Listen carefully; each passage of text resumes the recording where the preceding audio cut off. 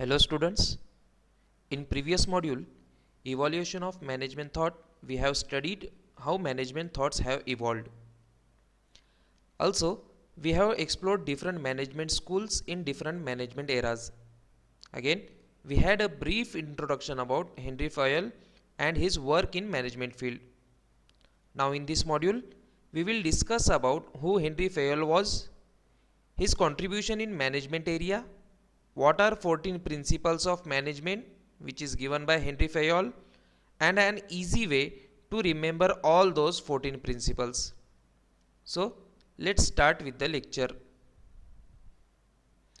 These are the major learning outcomes of this module. After completion of the module, student will able to recognize Henry Fayol's contribution in management. They will understand nature of principles of management. Again, they will understand 14 principles of management which is given by Henry Fayol and an easiest way to remember all those 14 principles. So who really Henry Fayol was? So Henry Fayol, the father of principles of management, was born in 1841 in France, and he graduated as a mining engineer in 1860 from the National School of Mining at Saint Eastern. In 1860, he joined the famous French combine in the mining and metallurgical field, the Commentary, as an engineer. After a couple of years, he was promoted as the manager of the collieries and continued as such for 22 years. In 1888, the condition of the combine became precarious. Due to heavy losses, the firm was nearly bankrupt. At this time, Fayol was appointed as general manager.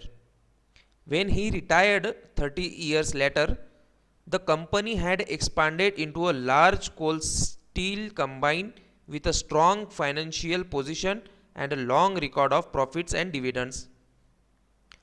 During his long and successful career as an industrial manager, Fayol tried to probe into the bottom of the principles of administration and management. In contrast to Taylor's emphasis on first line supervision in production areas, Fayol's work was concerned with the higher levels of the organization. Fayol analyzed the process of management as he had observed in first hand. Based on his vast and rich experience as the chief executive of French mining company in France, Henry Fayol developed his 14 principles of management during the same time as Frederick W. Taylor, that is F.W. Taylor. The basic difference between Taylor and Fayol's principles of management was that Taylor was concerned with management at the shop level and used the scientific method. Fayol, who was a practitioner, was concerned with the activities of all managers. His management thought is known as administrative management, and he is considered as the father of administrative management. So Fayol analyzed the process of management as he had observed in first hand. His conclusion was that all the work done in business enterprises can be divided into 6 groups. So what are those 6 groups? First one is technical activities, which includes production, manufacturing and adaptation. Second group was commercial activities, which includes buying, selling and exchange of things and materials. Again, third activity was financial activity, which includes search for optimum use of capital. Again, fourth activity was security activities, which includes protection of property and person. Sixth group was accounting activities, which includes stock taking, balance sheets, costs, statistics, etc. And last group was managerial activities, which includes all managerial functions such as planning, organizing, command, coordination, control, etc. Fayol believed that if any kind of business was to operate successfully, these 6 functions had to be performed. If any one was neglected, the enterprise would suffer accordingly. Now let us move to the nature of principles. of this management. Management is considered to be the both a science and art. Actually, it is a social science. The principles of management have been developed on the basis of experiences of happenings for the past and observations of the facts. So, hence, these principles have following elements in its nature. The first nature of principle or element is universality. As Henry Fayol pointed out, principles of management can be used in every type of organization or business: government, social, military, hospital, etc. Thus, management principles can be effectively used with equal utility by managers of different organizations and at different levels of authority. Second element is evolutionary. The body of management principles has been developed on the basis of organized quantitative facts or from the accumulated experiences. Thus, these are the expressions of the breadth and depth of the experiences of the leaders of management thought. Therefore, they are evolutionary in nature. Third element is flexibility. Management principles are not a set of rigid prescriptions, but there are flexible guidelines which can be utilized under different conditions in different ways. One has to keep in mind that enough allowance is needed to use any principle of management depending upon the nature of enterprise, its size, competitive situations, etc. Principles of management are subject to adjustability. These need to be changed to meet the requirements of the ever changing conditions. This makes these principles dynamic in nature. Fourth element is it is aimed at influencing human behavior. Management principles have been evolved directing towards regulations of complex human behavior. These principles aim at influencing individual efforts and motivating them towards maximization of profits with minimum wastage and best possible utilization of available resources. Fifth and last nature of or element of principles of management is limited applications. Human behavior is very complex and unpredictable, which makes application of management principles difficult. Now let's move to the need of principles of management. Proper understanding of management principles is necessary for managers. Such an understanding would make them take more realistic view of the situation. These are necessary for the following reasons. The first reason is to increase efficiency. The understanding of these principles helps in setting the objectives of business enterprise, and sustained efforts are made possible to get economic results. The established principles of management enable the managers to make the proper use of the available resources by increasing managerial efficiency. Second need or reason is to highlight the role of management. The principles facilitate in understanding clearly the nature and the scope of managerial functions. Principles act as a ready reference for the managers to check whether their decisions are appropriate or not. In short, principles act as a checklist to define the scope of managerial activities in practical terms. Third need of these principles is to aid in training of managers. The management principle identify and specify the present and prospective scope of management. Management identifies areas wherein managers should be specially trained, and management principles provide conceptual framework for systematic training of future managers. Next need is to ensure the constant supply of goods and services.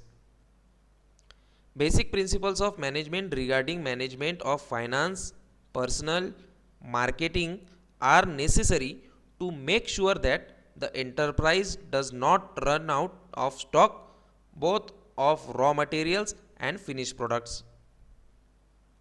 Next is to attain the social objectives. Business has its own responsibility not only to the shareholders but also to its workers, customers, and the society and the government. Management guided by these principles has to endeavor to meet all these responsibilities by increasing efficiency. Next need of principle of management is to provide assistance to researchers. Principles of management would make the continuous study of new findings in the fields of business in particular and related social sciences such as economics, social psychology, etc. possible. It is absolutely essential to carry on researchers for finding out innovative methods in the field of marketing, production methods, etc. So these are the need of principles of management. Now it is important to remember all of the 14 principles. So how to remember it?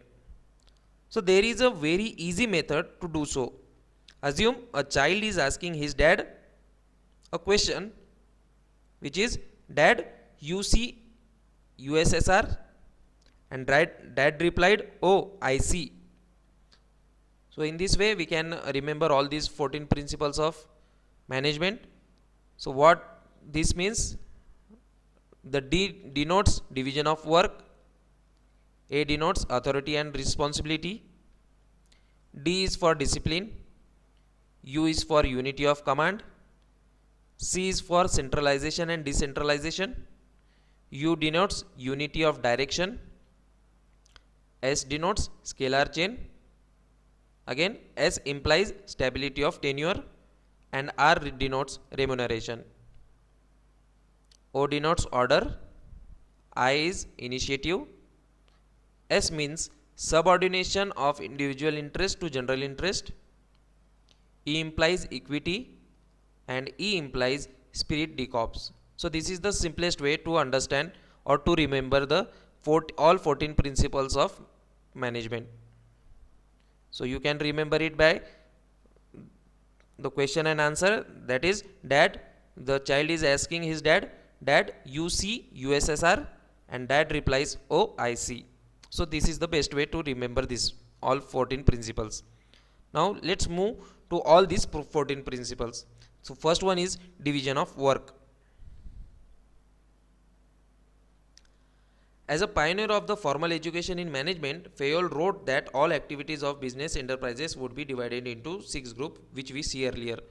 So first principle of management is division of work. So Fayol advocated division of work to take advantage of specialization. According to him, specialization belongs to the natural order. The worker works on the same matters. The manager, concerned always with the same matters, acquire an ability of sureness and accuracy which increases their output. This implies the subdivision of each task amongst number of persons to make the task simpler and increase output and efficiency. In short, every worker should be assigned only one type of work to attain greater speed and accuracy. This principle applies to all kind of work, technical as well as managerial. So division of work leads to specialization, due to which there will be less wastage and it reduce in the risk. Next principle of management is authority and responsibility. Authority refers to the right of superior to get work done from subordinates by giving orders and taking strategic decisions. Again, responsibility on the other hand refers to the obligation to perform the given task to the best of one's ability. Authority and responsibility are coexistent and must go hand in hand. There must be parity between authority and responsibility to regulate the behavior of the employees. Authority without responsibility leads to irresponsible behavior, while responsibility without authority renders a person ineffective. Third principle of management is discipline. Discipline is obedience, outward mark of respect and observance of established rules and regulations. Discipline being absolute essential for the smooth running of the business can be classified into two types. First one is self-imposed discipline, which comes from within the individual, and second one is command discipline, which comes from the some authority. The ultimate success of command discipline lies in its certainty of application. The best means of facilitating discipline are: first one is good supervisors at all levels, second is clear and fair agreements between employees and employers, and third one is judicious application of penalties. Next principle of management is unity of command. According to Fayol, an employee should receive orders and instructions from one boss, and he should be responsible and answerable to him only. Fayol believed that if an employee receives instruction from more than one superior, it would lead to confusion and conflict, overlapping of orders and duplication of work, and difficulty in pinpointing the responsibility. Therefore, dual command should be avoided. To sum up, the principle of unity of command provides the enterprise a disciplined, stable, and orderly existence by creating harmonious and congenial work atmosphere. Next one is unity of direction. It means one unit and one plan. According to this principle, each group of activity with the same objectives must have one head and one plan. This will enable effective coordination of individual efforts and energies. In other words, the related activities should be put under one group. There should be one plan of action for them, and they should be under the control of one manager. Now, many students or people can't differentiate between unity of direction and unity of command. So here is the difference between unity of command and unity of direction. So on the basis of meaning, unity of command refers to the need of each subordinate to be accountable one and only one supervisor. And unity of direction implies one head and one plan for a group of activities having the same objectives. On the basis of scope, we can differentiate between unity of command and unity of direction as: unity of command concerns with functioning of personnel, whereas unity of direction concerned with the body corporate, that is common goals being pursued in group activities. So this is the difference between unity of command and unity of direction. Next principle of management is subordination of individual to general interest. In a business concern, the interest of one employee or a group of employees should not prevail over the common interest of the organization. In order to achieve supremacy of common goals, the management should set a good example and must be firm in reconciling the differences. Constant supervision must be undertaken in order to prevent any individual from promoting his own interest at the cost of general interest of the firm. So if individual and organizational goals are different, then manager should reconcile them. Seventh principle of management is fair remuneration to employees. According to Fayol, the remuneration paid to the personnel of the firm should be fair, proper, and satisfactory. To be fair to the employees, wages should be determined on the basis of work assigned, loss of timings, financial position of the business, and average wage rates prevailing in the industry. Logical and appropriate wage rates and the methods of payments boost morale and contentment amongst the staff, which an asset to the firm. Fayol recommends that non-financial benefits such as free education, medical, and residential facilities should also be provided to the workers. Next principle of management is centralization and decentralization. Centralization implies the concentration of the authority at the top management.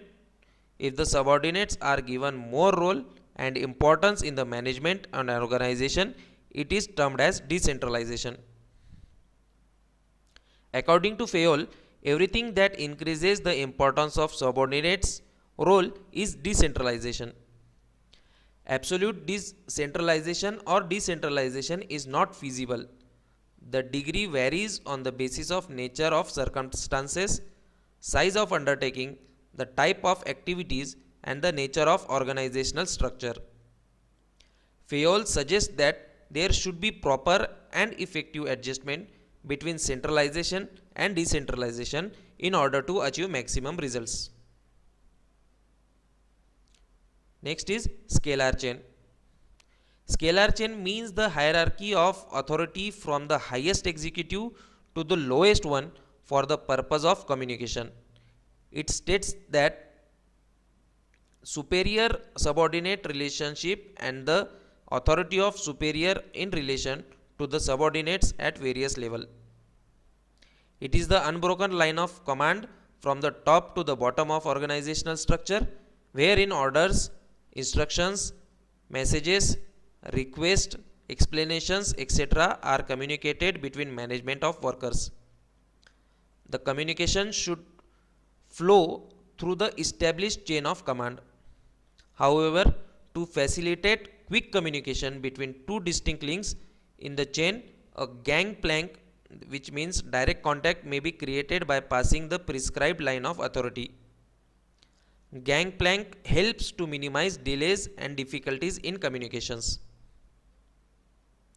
Here in figure, it shows that any communication from D to R will flow upwards to A and then downwards through P, Q and then to R. But to minimize any delays in communication, a gangplank between D and R may be created, as shown in the dotted line. Thus, gangplank allows two employees at the same level to communicate with each other with information to the superior. Next principle of management is order. Order is essentially a principle relating to management of things and people. There must be material and social order in an enterprise. Arrangement of things, which are called as material order, implies a proper place for everything and everything in its right place, whereas arrangement of people referred to as social order means a place for everyone and everyone in its appointed place. To observe this principle, there is a need for scientific selection of competent personnel and correct assignment of duties to personnel in good organization. Next principle is equity. Principle of equity recommends that similar treatment is assured to people in similar positions. It implies fair dealings, equality of treatment, and an accommodating attitude amongst the personnel in the undertaking. The application of equity requires mature managerial treatment of the subordinates, which ensures healthy and cordial relationships between management as well as subordinates. Next is stability of tenure of personnel.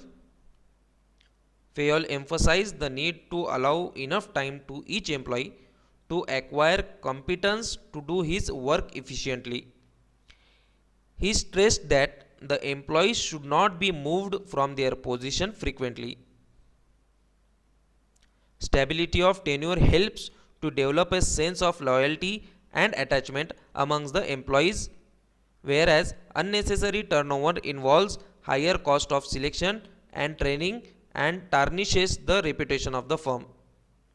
So stability provides reasonable security of the job to the worker. Next principle of management is initiative. Qualitative means the freedom to think out and execute a plan. It boosts zeal and energy of employees towards suggesting novel ideas, experiences, and more convenient work methodology.